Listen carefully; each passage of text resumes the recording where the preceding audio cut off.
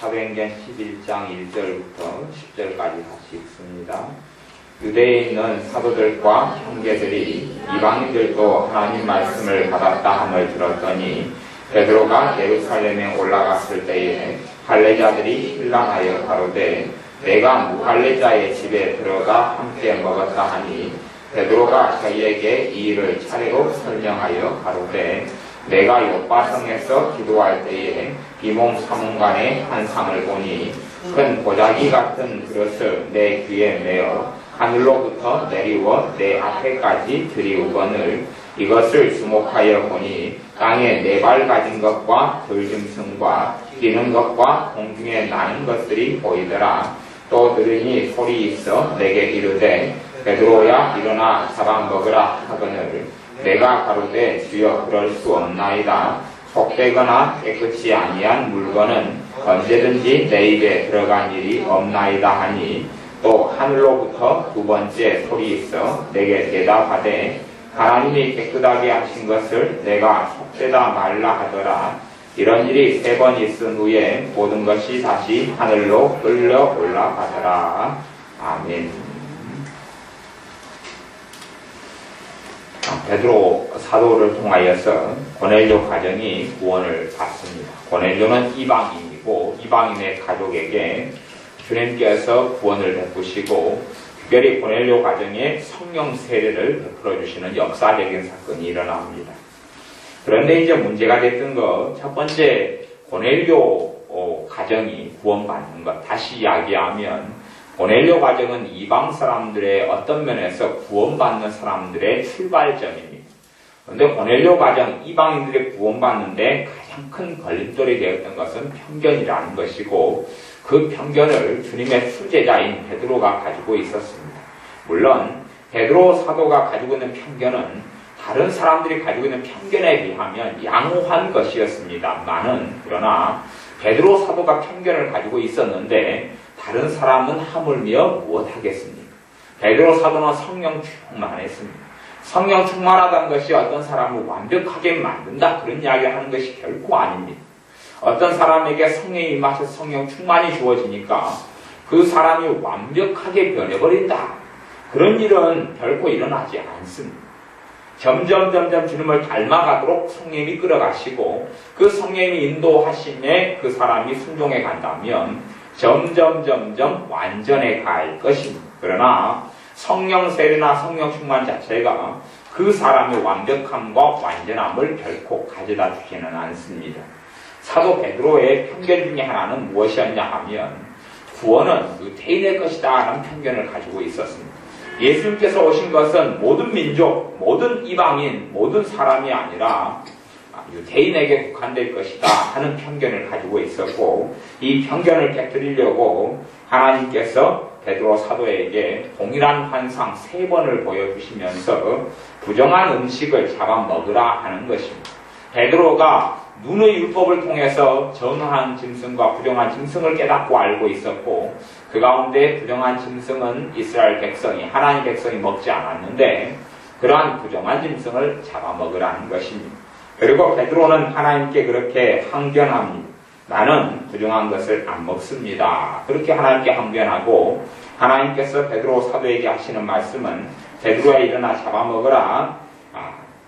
그때 하나님께서 하나님이 깨끗하게 하신 것을 너가 속되다 말라. 하나님 깨끗하다고 했는데 왜 너는 더럽다 그러느냐. 하나님 깨끗하게 했으니까 잡아먹으라 하는 말씀이고 3번의 환상이 끝난 다음에 하나님께서 고넬료 가정으로 이끌어 가시고 성령님께서 이에 적극적으로 인도하시는 내용이 나옵니다. 베드로 사도가 지혜로웠던 것은 뭐냐 하면 어떤 일마다 유대인의 법은 뭐냐 하면 두세 증인을 데려가는 것입니다. 증인이 없으면 말이 달라지고 보호받을 수 없는 상황이 많았기 때문에 성경 꼭 증인제를 채택하고 있습니다. 증인제를 채택하고 그래서 유대인들 중에서 권력을 잡은 바리새인이나 대제사장들이 증인제를 이용하여서 가짜 증인을 많이 세웠고 가짜 증인을 통해서 기독교인들을 핍박했고 또한 고문했던 일들이 많고 심지어 우리 주님을 가짜 증인을 동원해서 공격하는 일들이 많이 있었습니다. 이제 그에 대해서 베드로 사도가 증인들을 데리고 가서 똑같이 그 증인들도 성령님께서 임하신 사건을 보게 하고 다 그것을 봅니다. 왜 증인들을 데려갔고 교회 안에 결론이 고넬료 가정이 구원받은 것은 너무 중요하고 좋은 일이고 성령 세례가 임한 것도 베드로 사도가 원해서가 아니라 성령님께서 주체적으로 행하신 일이었고 이에 대해서 교회에 갔더니 교회에서 11장 2절에 보면 베드로가 예루살렘에 올라갔을 때에 할례자들이 힐난하여 가로되 너가 무할례자의 집에 들어가 함께 먹었다. 유대인들에게 가장 큰 죄는 할례자가 무할례자와 함께 거하는 것이 가장 큰 죄가 됩니다. 할례자가 무할례자와 함께 거하는 것. 하나님 백성의 표식은 무엇이냐 하면 태어난 지 8일 만에 할례를 행해라는 것입니다. 하나님의 백성이라면 태어난 지 8일 만에 할례를 행해야 된다. 그래서 유대인들을 가리켜서 다른 말로 하면 할례자들이다. 그렇게 말하기도 합니다. 할례자들이다. 할례자. 할례를 받는 것이 유대인에게는 너무 중요한 일이었고 그것은 이미 오래전부터 있어 왔던 일입니다. 거의 1500년 이상 1800년 정도부터 있어 왔던 일. 할례가 조상 대대로부터 있어 왔던 일입니다. 할례를 받을 때 하나님 백성이 되었다는 표시와 이유가 되고 그것이 하나님의 명령입니다. 도대체 이 할례를 어떻게 버릴 수 있느냐? 그렇기 때문에 유대인들은 대부분 할례라는 것을 버리지를 못했습니다. 그래서 할례자들이 힐난했다. 사도 베드로를 공격했다는 말은 할례자들은 그렇게 생각했지요. 예수님을 믿는 것만으로 구원받는 게 아니라 할례를 기본적으로 받은 다음에 예수를 믿어야 된다. 아니면 예수를 믿고 난 다음에 할례를 받아야 구원을 받는다 하는 믿음을 가졌던 겁니다.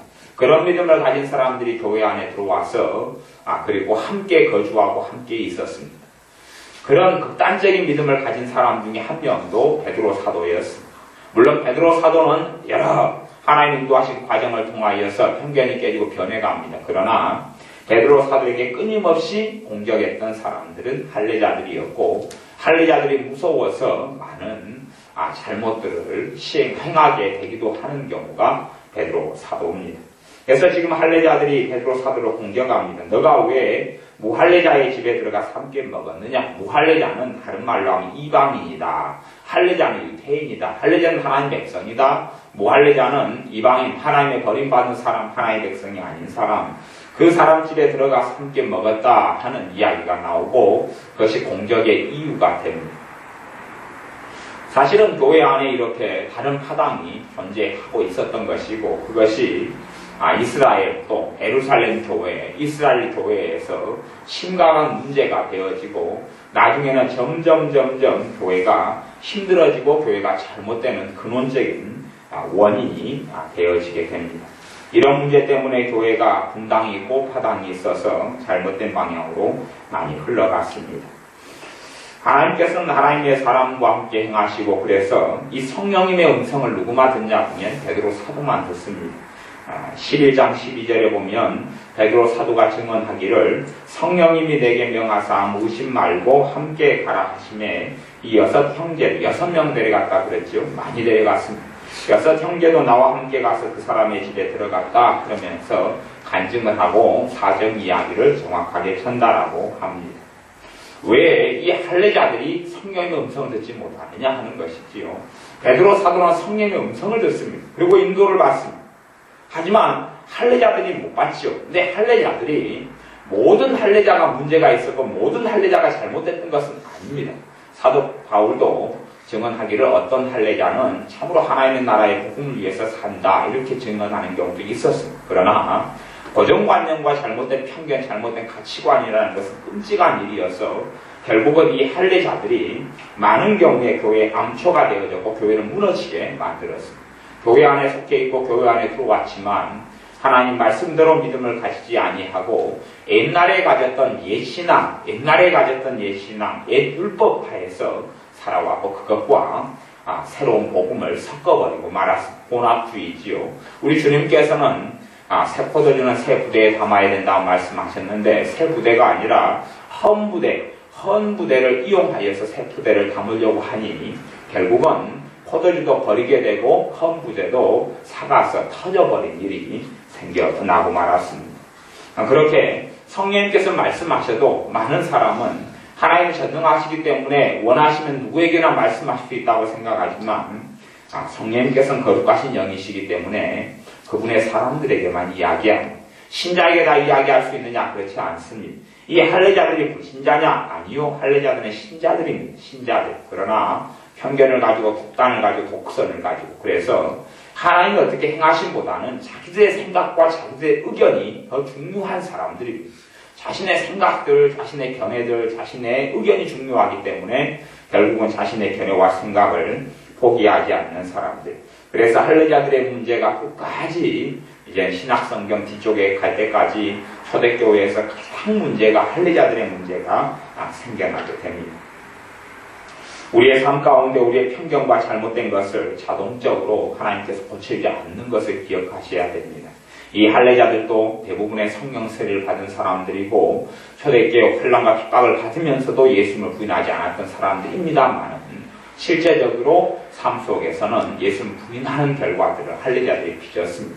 왜냐하면 자신의 편견과 독선과 자신의 잘못된 생각을 버리지 않았기 때문에 그렇게 되어지면 결국은 자신이 주인으로 자신이 인생의 왕으로 전락하고 인생이 무너질 수밖에 없습니다. 할례자가 그래서 많은 교회를 무너지게 만들었고 많은 사람들을 주님에게서 떠나게 만든 주된 범인들이 되었습니다. 우리의 삶 속에서 잘못된 내 가지고 있는 내 견해, 내 생각들 가운데 많은 것들이 무너지고 많은 것들이 달라져야 할 것입니다. 이제 사도행전 11장 뒤쪽에 보면 선지자 이야기가 나오는데 선지자 중에서 11장 27절에 보면 그때 선지자들이 예루살렘에서 안디옥에 이름에 그 중에 아가보라는 한 사람이 일어나 성령으로 말하되 천하가 크게 흉년들리라 하더니 글라우디아 때에 그렇게 되니라. 선지자들이 꽤 있었던 것이 교회에 나옵니다. 교회에. 어떤 사람은 선지자의 직분이 구약시대의 직분이었다라고 이야기하지만 결국 그렇지 않고 사도행전에 선지자들의 직분이 많이 나온다는 것을 알 수가 있습니다. 선지자들이 많이 있죠. 물론 선지자들이 어마어마하게 많지는 않습니다. 소수지요. 교회 안에 소수지만 선지자의 그룹들이 존재해 왔습니다. 그래서 선지자는 목회자의 한 유형이고 한 부류라는 것을 에베소서를 통해서는 발견할 수 있어서 전에 그런 오중사역에 대해서는 설교를 여러 번 했던 일이 있습니다. 그러면 이제는 이 선지자들이 예루살렘에서 안디옥으로 왔다. 그런데 그 중에 아가보라는 한 사람이 일어나서 성령님을 통해서 말하는데 뭐라고 말하냐 보면 천하가 크게 흉년들리라. 천하라는 것은 당시에 그 대부분의 세상이 큰 흉년을 맞게 된다는 이야기입니다. 그 흉년 속에서 신자가 예외가 되는 것이 아니고 신자도 다 포함이 되게 됩니다. 사람들은 생각합니다. 교만하고 거만해서 나는 하나님의 음성을 들을 수 있다. 뭐 또 어떤 사람도 그렇게 말하고 주장하는 사람들이 많이 있습니다. 그러나 그것이 때로는 어떨 때는 간혹 가다가는 사실일 수 있습니다만은 하나님께서 그러나 하나님의 진짜 선지자를 통해서 정말로 중요한 것을 예견하시고 예측하시고 또 미래를 말하시고 장래일을 말씀하시는 것을 알 수가 있습니다. 신약시대에 와서는 장래일을 말하는 선지자는 극소수였고 그 중에 한 명이 아가보 선지자였습니다. 사도행전 11장에도 아가보 선지자의 예언이 나오고 나중에 뒤쪽에도 사도 바울에 대해서 아가보 선지자가 와서 예언했던 일이 있습니다. 그렇게 하나님의 특별한 일에 대해서는 특별한 선지자만 말씀을 받을 수 있고 그 사람만 전할 수 있습니다. 물론 우리 한국에도 하나님께서 보내신 선지자들이 있을 겁니다. 그러나 그렇게 많지는 않습니다. 극소수에 불과하죠. 문제점은 뭐냐 하면 선지자의 소리를 과연 누가 들을 수 있느냐 하는 이야기가 문제가 되어집니다. 많은 목사들, 목회자들이 있지만 과연 목회자들이 선지자의 음성을 들을 수 있느냐 하는 것이죠. 문제는 뭐냐 하면 주의 종들이고 목회자들입니까? 또 때로는 목회자들이 교만한 것도 문제가 되지만 집사님들, 권사님들, 장로님들도 얼마나 교만한지 모르겠어요. 성도님들까지도 교만한 사람은 너무 많습니다. 너무 많아요. 은사만 조금 받았다고는 교만이 목구녕까지 차오릅니다. 그래서 제가 아는 어떤 사람은 제게 그런 이야기를 한 적이 있어요. 목사님아 성령 받았냐? 내 자식도 성령 받았다. 왜 당신만 오르냐? 내 자식은 왜 틀리냐? 하는 이야기지요. 그렇게 어리석고 교만한 사람들은 너무나 많습니다. 그런데 주의 종은 교만할 요소들을 더 많이 가지고 있지요. 더 많이 가지고 있습니다. 누구나 은사 좀 받으면 굉장히 교만해질 수 있습니다. 그 은사가 강하다면, 그 은사가 특별하다면 더 그렇게 되어질 수 있습니다. 왜 선지자의 음성을 듣지 못하냐 하면 교만해지기 때문에 나도 음성을 들을 수 있다. 나도 하나님의 소리를 들을 수 있다. 왜 많은 교회가 잘못된 방향으로 흘러가고 많은 주의 종들이 제대로 못 가느냐 하면 주의 종들이 교만하기 때문에 그렇습니다. 나도 하나님의 음성을 들을 수 있다. 나도 선지자처럼 나도 하나님의 선지자다. 나도 성령님의 소리를 들을 수 있다. 초대교회는 성령 충만을 참으로 많은 신자들이 받았고 많은 은사들을 받았지만은 그러나 이 특별한 소리, 천하가 크게 흉년 들리라는 특별한 하나님의 메시지는 아가보의 메시지였고 선지자 아가보를 통해서만 말씀했다는 사실을 기억해야 됩니다. 선지자들이 예루살렘에 왔지만 오직 한 사람 아가보 선지자만 일어나서 예언했고 이것을 들을 수 있는 사람, 들을 귀가 있는 사람은 아마 흉년을 예비하고 준비했을 것입니다. 그러나 듣지 못하는 사람들은 준비하지 않았습니다. 실제로 이 천하가 흉년 들리라라고 예루살렘에서 선포를 했는데 예루살렘에서 안디옥에 와가지고 안디옥에서 선포했는데 그 선포가 단지 안디옥에만 있었느냐 아니면 다른 곳 예루살렘에서는 없었느냐 할 때에 성경은 이야기하지 않지만 제 개인적으로는 아마 예루살렘에서도 선포했을 가능성이 있다. 그러나 예루살렘은 굉장히 극심한 가난을 경험했던 일이 성경 곳곳에 등장합니다. 왜냐하면 아마도 예루살렘은 할례자들이 중심이 되어서 교회를 이끌어갔고 그래서 듣는 귀가 성령의 음성을 듣고 하나님의 음성을 듣는 귀가 다 찾아버렸다. 또 이 할례자들은 교만이 목에까지 찬 사람들이 내 조상이 아브라함이고 선민이고 내 아버지도 주님을 믿었고 내 할아버지도 믿었고 그 앞에 5대 10대 50대도 다 하나님을 믿은 이런 선민이다. 사실은 목회자들이나 어떤 장로님이나 권사님도 보면 자신의 아버지와 할아버지까지 예수 믿었으면 나는 3대 신앙이다 4대 신앙이라고 자랑하는 소리를 빈번히 듣습니다. 그런데 수십 대가 믿는 신앙인 유대인들은 오직하겠습니다. 그래서 지금도 많은 유대인들이 주님을 믿고 있긴 하지만 정말 많은 사람이 주님께 아직은 나오지 않는 이유가 유대인들의 교만 때문에 그렇습니다. 선민의식이 아직도 강건해서 선민의식인 우리와 하나님 함께 계신다 하는 것이죠. 사실은 그들과 하나님은 함께 하시지 않는데도 불구하고 우리와 함께 계신다. 우리가 선택했다. 우리의 피는 순혈이다. 우리는 깨끗하다. 우리를 하나님이 선택했다 하는 것이 너무나 강력하기 때문에 사실은 그들의 교만 때문에 주님을 만날 수 없는 겁니다. 왜 목회자들이, 왜 교인들이, 왜 신자들이 주님의 음성을 듣지 못하냐 하면 주님께서는 그분의 선지자들을 통해서 말씀하시는데 선지자들을 대접하지 않는 것이죠. 선지자를 대접하는 자는 선지자의 상을 받으리라 말씀했는데 사실은 선지자를 알아보는 눈도 없고 선지자의 음성을 들을 수 있는 귀도 없습니다. 하지만 물론 어떠한 시대라 할지라도 하나님께서는 선지자를 통해서 정말 이런 국제적인 사건 아니면 한 나라의 운명을 좌지우지하는 사건은 선지자를 통해서만 말씀하지 각 개인이 아무리 하나님의 음성을 들게 한다 해도 개인에게는 말씀하지 않습니다. 간혹 꿈으로만 힌트를 주는 정도에 불과하지요. 그런 은사를 통해서 약간의 어떤 것을 보여주시지만 전체 그림은 선지자만 받을 수 있습니다. 물론 저도 선지자가 아니니까 그런 걸 모릅니다.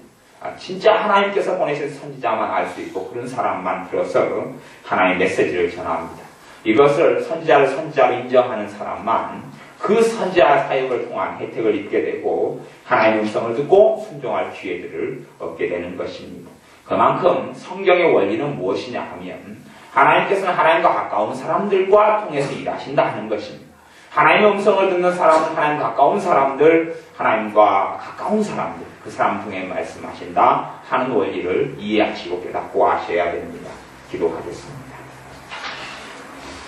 아버지 하나님, 우리는 어리석어서 우리가 다 하나님의 소리, 하나님의 음성을 듣고 따를 수 있다고 착각하는 경우가 얼마나 많은지요. 그러나 정말로 주님께서 택한 사람, 주님과 가까운 사람을 통해 일하시며 말씀하시오니 또한 주님께서 특별히 부르신 사람들을 통해서 말씀하시오니 우리가 그런 하나님의 사람들을 통한 메시지와 음성에 귀를 기울일 수 있는 겸비한 사람들이 되어져서 열린 마음으로 참으로 분별력을 가지고 모든 영들을 다 믿지 않지만 또한 우리가 주님께 주파수를 맞추고 있어서 하나님이 보낸 하나님의 선지자를 알아볼 수 있는 안목과 눈을 허락하여 주시고 우리가 주님께 더 가까운 사람들, 가까이 하는 사람들이 되어져서 우리가 주님께 또한 주님의 목소리를 발할 수 있는 사람들로 쓰임받게 축복하여 주옵소서.